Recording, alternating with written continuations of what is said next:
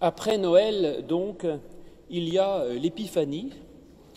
Épiphanie, c'est bien connu, ça veut dire manifestation, apparition. Mais en lisant la Bible, je vois qu'il n'y a pas qu'une seule Épiphanie. Jésus se manifeste à différentes personnes et de façon très différente. Il y a les mages avec leur histoire d'étoiles, les bergers avec l'ange qui sonne de la trompette, et il y a Siméon, ce vieillard, qui dit qu'il attendait Jésus depuis toujours afin qu'il soit la gloire d'Israël, son peuple. Et donc ça m'étonne de voir que finalement Jésus se manifeste de façon très différente à différentes personnes dans ses premiers temps. Or, comme moi, ce qui m'intéresse et me questionne, c'est de savoir de quelle manière Jésus peut se manifester dans ma vie et de quelle manière cette rencontre avec le Christ peut changer quelque chose. Je me suis dit qu'il était peut-être opportun d'essayer de comprendre quelle était la logique qu'il pouvait y avoir entre ces différentes épiphanies finalement très disparates. Ce qui m'apparaît, c'est qu'en fait, Jésus se manifeste à chacun de manière très différente et toujours en cohérence avec le système préalable de chacun. C'est-à-dire qu'il remplit d'espérance l'attente de chacun, quelle que soit leur attente, en quelque sorte. Donc les mages, ils étaient astrologues, ils attendaient la lumière. Eh bien très bien, c'est une étoile qui les amène à Jésus. Et l'astrologie des mages, qui pourtant est normalement une abomination pour l'écriture, la Bible condamne l'astrologie, eh bien là, l'astrologie, elle est accueillie avec une grande bienveillance, et c'est elle, finalement, accompagnée par cette étoile qu'ils arrivent jusqu'à Jésus. Les bergers, ils étaient, eux, dans une attente messianique. Ils attendaient un Messie, fils de David. Ils veillaient la nuit pour ça. Eh bien, très bien, on leur dit, le Messie vient d'arriver. Et puis, les bergers, ce dont ils ont l'habitude, c'est qu'il y ait des anges, qu'il y ait des gloires, qu'il y ait des choses comme ça. Eh bien, il y a des tas d'anges et des tas de gloires qui se manifestent à eux. Siméon, le vieillard, attendait la gloire pour son peuple, et on lui dit, c'est top, Jésus, il apporte la gloire pour ton peuple. Et donc je me dis, finalement, Jésus là, apparaît de façon très différente à chacun, et à chaque fois en respectant, je dirais, la culture profonde de chacune des personnes à laquelle il apparaît. Mais cela dit, l'Évangile n'est quand même pas, je dirais, le syncrétisme total où on dit finalement « croyez comme vous voulez, ça ne change rien ». Ils ont tous ces gens ont, je crois, quelque chose en commun. Ce qu'ils ont en commun, c'est deux choses. D'abord, qu'ils attendent quelque chose. Ils sont dans une attente, dans une espérance, dans un désir de quelque chose qui vient. Il y a une sorte de soif de quelque chose. Et d'autre part, je crois que c'est la qualité essentielle de ces personnes qui sont vraiment remarquables. C'est qu'à la fois, ils attendent, mais ils attendent avec une ouverture et un non-dogmatisme absolument stupéfiant. À la fois, ils sont dans leur croyance, les mages sont astrologues, mais ils vont quand même discuter avec les prêtres de Jérusalem. Ce n'est pas tout à fait leur religion quand même. Donc ça, c'est formidable. Et finalement, ce n'est pas l'astrologie qui est mise en valeur pour dire que c'est ça qui leur aurait permis de trouver le Christ, mais leur astrologie leur a simplement permis de les mettre en mouvement. Ça, c'est bien connu. Vous savez que l'étoile n'a absolument rien indiqué aux mages, puisqu'ils arrivent par erreur à Jérusalem, donc ils sont tout à fait dans la mauvaise direction. Mais simplement, ça les a mis en mouvement. Ils se sont dit, il y a quelque chose à trouver. Et donc, ils avancent. Et après, ils vont finir par trouver quelque chose qui n'est pas tout à fait peut-être comme ils l'envisageaient. Et donc, ils ont tous une ouverture d'esprit qui leur permet d'être capables de s'adapter à une réponse qui n'est a priori pas celle qu'ils attendaient. Et donc, je me dis, très simplement, que peut-être d'abord l'essentiel n'est pas la croyance c'est-à-dire votre système religieux, en quoi vous croyez, si vous êtes protestant, catholique, si vous croyez dans la Trinité, si vous n'y croyez pas, si vous croyez dans les miracles, si vous n'y croyez pas, enfin, dans la Vierge Marie, ce que vous voulez, peu importe. Ce qui compte, c'est la dynamique dans laquelle notre foi se positionne. C'est-à-dire de ne pas se renfermer dans une sorte de foi dans laquelle je ne veux pas sortir, mais qu'au contraire, ma croyance de départ, ma culture, m'ouvre vers la volonté de découvrir et d'avancer. Pour pouvoir accueillir une réalité nouvelle et reconnaître dans quelque chose d'étrange et qui n'est pas a priori de ma propre culture, quelque chose qui est peut-être apte à répondre à mes questions les plus profondes. Après, je dirais que, avant l'ouverture, peut-être même que j'aurais dû commencer par là, mais l'essentiel, c'est d'avoir un désir de quelque chose, d'avoir une attente. Peut-être justement, et c'est pour ça que je n'ai pas commencé par là, il faut un désir et une attente, mais sans trop formaliser son mode de concrétisation. Il faut être disponible à ce qui nous est proposé. Parce que si on regarde bien, les mages, comme les bergers, auraient pu être déçus. Les mages viennent adorer le roi des Juifs et ils tombent dans une étable. Ce n'est pas tout à fait ce qu'ils imaginaient, je pense. Les bergers, c'est la même chose. Ils attendaient le Christ, le Messie, et on leur dit, eh bien voilà, on vous donne un bébé. Ça, c'est très inhabituel, hein. Dans la Bible, aucun enfant n'est désigné comme Messie. Le Messie, c'est un roi que l'on sacre Messie, donc Christ, par l'onction, pour dire que c'est quelqu'un d'important, que c'est un roi, un prophète. Mais on n'a pas de Messie que l'on sacre bébé, comme le Dalai Lama que l'on prend au berceau, si vous voulez. Dans la tradition juive, ça n'est pas possible. Le Messie n'est pas un bébé. Mais eux, finalement, ils se disent, après tout, on me propose un bébé, écoutez, je vais prendre un bébé. Ça, c'est assez étonnant. Et donc, si on reprend, je dirais que j'essaye de trouver ce qu'il y a de commun entre tous ces personnages. Première chose, vous disais-je, avoir des vœux, des désirs et des souhaits. Et ça, c'est essentiel parce que je me suis longtemps battu contre les vœux du Nouvel An, en me disant, mais c'est ridicule tous ces vœux, mes meilleurs vœux, je vous souhaite bonne santé, bonne machin, etc. Eh bien, finalement, avoir des vœux, avoir des souhaits, avoir une attente, c'est quelque chose qui est extraordinaire et qui met en mouvement.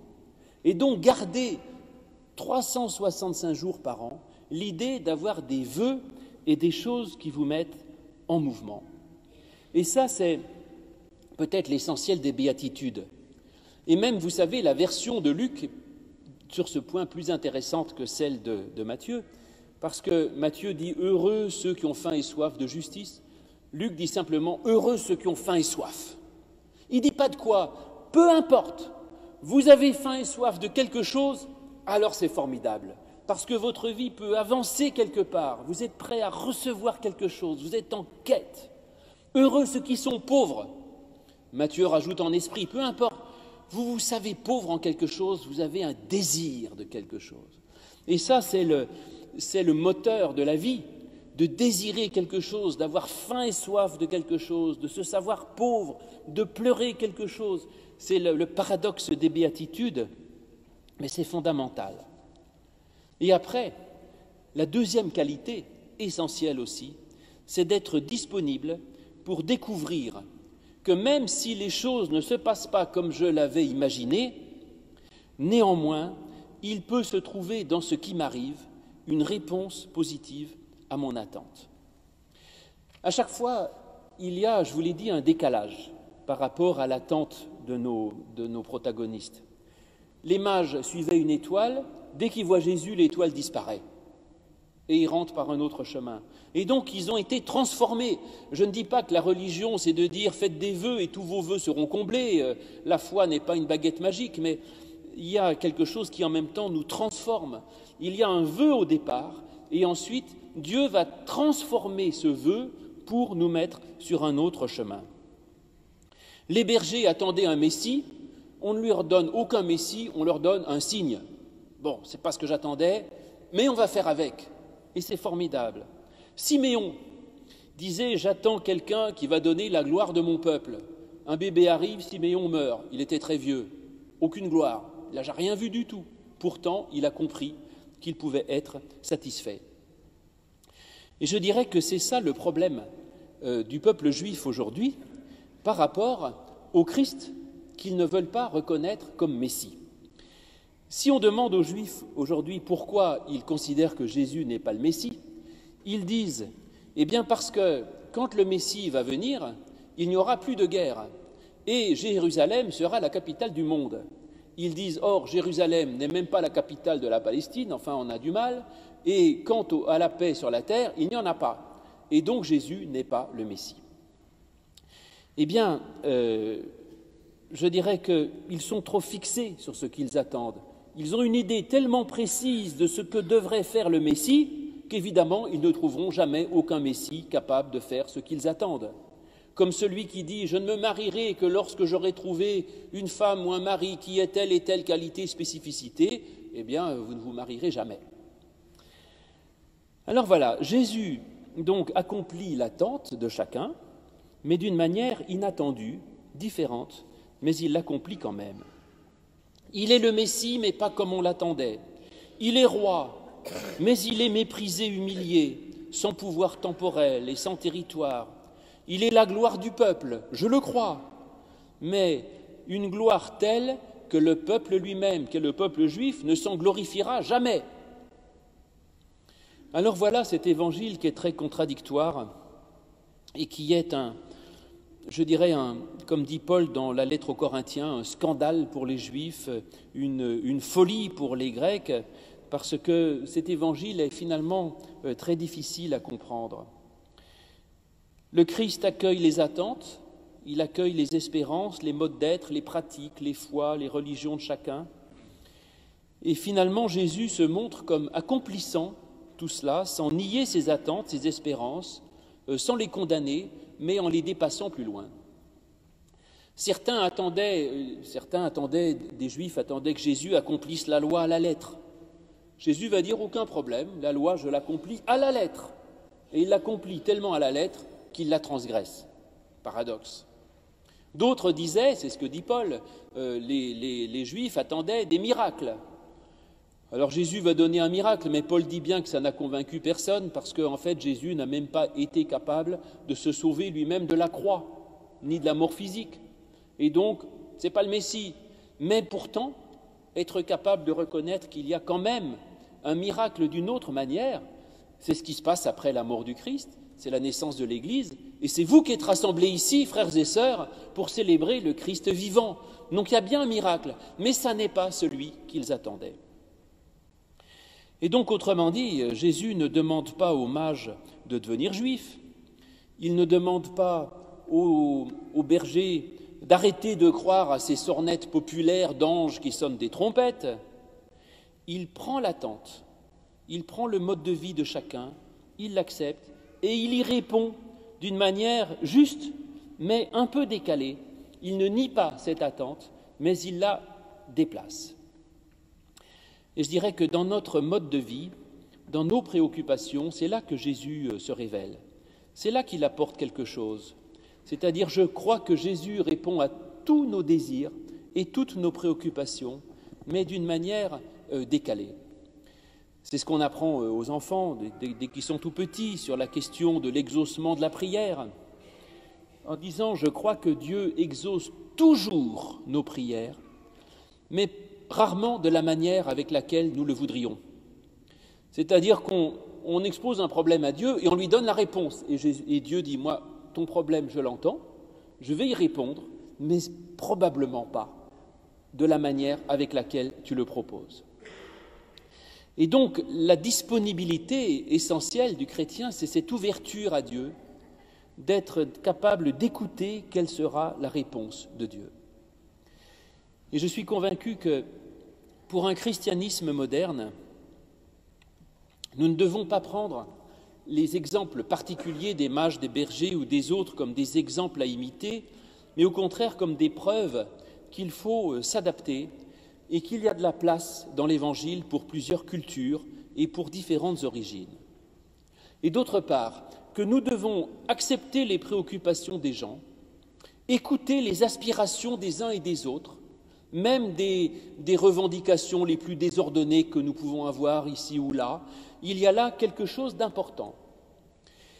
Et il ne faut pas nier ces choses-là, mais il faut être capable de proposer une réponse à une question qui est de toute façon une vraie question et montrer qu'il y a peut-être une autre manière d'y répondre, peut-être un peu à côté, mais réelle.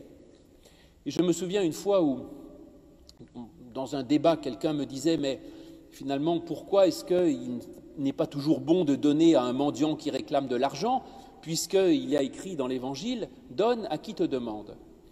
Et j'ai répondu à ce moment-là, inspiré, je ne sais pas si c'est par le diable ou l'esprit, vous jugerez, j'ai dit spontanément, écoutez, il est écrit « donne à qui te demande », mais il n'est pas écrit « donne ce qu'il te demande ». C'est-à-dire quelqu'un vient vers toi pour te demander quelque chose, c'est qu'il y a une demande. Tu dois, si tu en as le temps, la disponibilité, répondre à cette demande. Mais peut-être pas de la manière, de ce qu'il demande, parce que peut-être que la meilleure réponse n'est pas celle qu'il envisage. Et donc je pense qu'aujourd'hui nous devons militer pour un christianisme non formaté, si vous voulez. Le Christ peut se manifester de beaucoup de manières différentes, suivant la personnalité de chacun, et même dans des voies qui pourraient paraître apparemment condamnables. Je parlais de l'astrologie des mages qui n'est pas condamnée, et de certains de mes paroissiens qui me disent venir au culte volontiers, mais qui croient dans la réincarnation et dans les âmes et le dialogue avec les morts. C'est pas mon truc, mais écoutez, moi je ne suis pas là pour juger de la croyance des gens, j'ai une bonne nouvelle et je la prêche, et c'est tout. Donc il y a dans ces évangiles un exemple extraordinaire de tolérance. Christ peut se révéler comme ultime rationalité au rationnel. Le Christ peut se révéler comme une source infinie d'inspiration, d'esprit au charismatique. Le Christ peut se révéler comme un don magnifique de paix à celui qui est angoissé, un amour infini à celui qui se sent mal aimé, un pardon extraordinaire à celui qui se sent coupable, à celui qui accomplit la justice, à celui qui est sensible à l'injustice, etc. Le Christ répond à chacune de nos attentes. Et donc il faut voir quelle est notre espérance et notre attente. C'est pourquoi je vous disais, cette période des vœux n'est pas, à mon avis, mauvaise, au contraire, elle est très bonne. Et ensuite, sans nier nos désirs et tous ces vœux que vous faites, il faut les sublimer et rester dans la dynamique, c'est-à-dire être capable de voir comment le Christ peut y répondre. Alors qu'attendent les gens? Et qu'est-ce que vous entendez dans vos vœux? Vous en aurez encore quelques-uns. En général, ce que l'on attend, c'est la santé, l'argent, la longue vie, ne pas souffrir, avoir de l'amour, sortir de la crise, avoir un bon statut social et que les enfants aillent bien, réussir dans sa vie personnelle, familiale et professionnelle. Voilà, je vous fais un résumé des vœux de bonne année, vous aurez à peu près tout. Alors, bonne santé, ça m'a évidemment souvent agacé, pourtant, pourquoi pas? D'abord, Jésus a guéri, tant qu'il a pu, ceux qui étaient malades, physiquement même. Donc on ne va pas dire qu'être chrétien, ce n'est pas se préoccuper de sa santé. Jésus a vu des gens malades, il savait les guérir, il les a guéris. Donc c'est déjà pas mal. Mais il nous enseigne aussi que la vraie santé est intérieure et que la pire maladie, c'est la culpabilité. Pour ça que quand la première guérison de l'évangile de Marc, le paralytique, Jésus, avant même de le guérir physiquement, lui dit « Tes péchés te sont pardonnés ». Et donc il propose d'aller plus loin en disant « Ne craignez pas ceux qui peuvent tuer le corps, mais craignez ceux qui peuvent tuer l'âme ». L'Évangile ne dit pas que la vie physique n'est rien, mais il n'apprend pas le détachement absolu, mais il dit que la vie physique n'est pas tout et que, en tout cas, ça n'est pas le plus important. Et donc il faut hiérarchiser, si vous voulez. Le seul danger, ce serait d'en rester au niveau 1. Mais si on vous dit bonne santé, oui, bonne santé physique si possible, et morale certainement, et spirituelle évidemment. Après, si on vous dit votre vœu c'est de rester jeune, ben pourquoi pas, mais la réponse du Christ, c'est de dire sachez accueillir le royaume de Dieu comme un enfant. Et quelles que soient vos rides, vos cheveux blancs, vos absences de cheveux, j'ai un peu les trois à la fois, eh bien, on peut garder une âme d'enfant pour accueillir le royaume de Dieu. De même pour l'argent, pourquoi pas, si vous voulez être riche, ce n'est pas forcément une mauvaise idée, je n'ai pas d'idée là-dessus, mais Jésus nous dit, amassez-vous des trésors, mais si possible, non pas sur terre où les voleurs vont vous dérober, mais dans le ciel où la teigne et la rouille ne détruisent. Vous voulez avoir de bonnes vacances? Très bien, l'Évangile répond, venez à moi, vous qui êtes fatigués, je vous donnerai du repos. Que vous soyez aux Baléares ou à Paris, vous pouvez avoir du repos en Christ. Vous désirez être dans un pays en paix? Pas de problème, c'est une bonne idée, mais en plus, que vous soyez dans un pays en paix ou pas, Jésus vous dit, je vous donne la paix, je vous laisse la paix, moi je ne vous donne pas comme le monde donne. Et donc vous voyez que l'espérance du Christ n'est pas quelque chose qui doit nier nos propres désirs. Jésus n'est pas là pour nier le monde, mais pour accomplir, pour le transcender. Il n'est pas là pour que, c'est pourtant une expression utilisée parfois dans l'Évangile, mais il n'est pas là pour tuer le vieil homme qui est en nous, mais plutôt pour que ce vieil homme qui est en nous, il le prenne et il l'élève à Dieu. Et nos désirs, nos aspirations, nous n'avons pas à les nier ou à les refouler, mais nous devons construire dessus pour aller au-delà et pour aller plus loin. Si nous oublions ce que nous sommes, eh bien nous tombons dans le vide, il n'y a plus aucune dynamique. Si nous en restons à nos petits désirs matériels, nous n'irons pas très loin. Mais la nouvelle création naît sur l'ancienne. La Jérusalem céleste est construite sur l'ancienne Jérusalem. Et nous ne pouvons pas être sans dynamique. Et le Christ ne peut pas se manifester à nous si nous n'avons aucune aspiration. Nos aspirations, nos désirs, nos vœux sont des points d'accroche à partir desquels on peut être en quête de quelque chose. Et ce sont dans nos vœux que Jésus peut venir. Et c'est là qu'il saura ensuite, si nous sommes assez disponibles, nous amener là où il veut. Et donc je crois que les réponses du Christ à nos vœux et à nos souhaits sont les bonnes réponses. Si on n'a pas de vœux, il aura du mal à nous donner ces réponses. Et donc, frères et sœurs, faisons tous les vœux possibles et attendons d'entendre ce que Jésus nous donnera comme réponse, parce que c'est ça la bonne réponse. Je suis assez indiscipliné d'habitude, mais pour une fois, j'ai choisi de vous parler de l'Épiphanie. Et donc deux textes de la manière avec laquelle des gens découvrent le Christ nouveau-né, la manière de Matthieu dans son évangile au chapitre 2. Jésus né à Bethléem en Judée au temps d'Hérode. Des mages d'Orient arrivèrent de Jérusalem et dirent « Où est le roi des Juifs, dont nous avons vu l'étoile en Orient, car nous sommes venus pour l'adorer. » À cette nouvelle, le roi Hérode fut troublé et tout Jérusalem avec lui. Il assembla tous les principaux sacrificateurs et les scribes et pour leur demander où devait naître le Christ. Ils leur dirent « À Bethléem en Judée, car c'est ce qui a été écrit par le prophète. Et toi, Bethléem, terre de Juda, tu n'es certes pas la moindre parmi les principales villes de Juda, car de toi sortira un prince qui fera paître Israël, mon peuple. » Alors Hérode fit appeler en secret les mages et se fit préciser par eux l'époque de l'apparition de l'étoile. Puis il les envoya à Bethléem en disant « Allez, prenez des informations précises sur le petit enfant, puis, quand vous l'aurez trouvé, faites-le-moi savoir, afin que j'aille moi-même l'adorer. » Après avoir entendu cela, ils partirent, et voici l'étoile qu'ils avaient vue en Orient les précédait. Arrivée au-dessus du lieu où était le petit enfant, elle s'arrêta. À la vue de l'étoile, ils éprouvèrent une grande joie. Ils entrèrent dans la maison, virent le petit enfant avec Marie, sa mère, se prosternèrent et l'adorèrent. Ils ouvrirent ensuite leur trésor et lui offrirent en présent de l'or, de l'encens et de la myrrhe. Puis, divinement avertis en songe de ne pas retourner vers Hérode, ils rentrèrent chez eux par un autre chemin. Ensuite, la deuxième épiphanie, pourrais-je dire, c'est la version de Luc, toute différente, au chapitre 2 également, à partir du verset 8.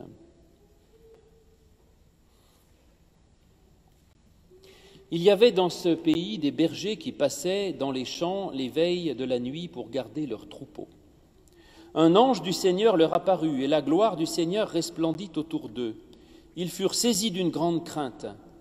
Mais l'ange leur dit : « Soyez sans crainte, car je vous annonce la bonne nouvelle d'une grande joie qui sera pour tout le peuple. Et aujourd'hui, dans la ville de David, il vous est né un Sauveur, qui est le Christ, le Seigneur.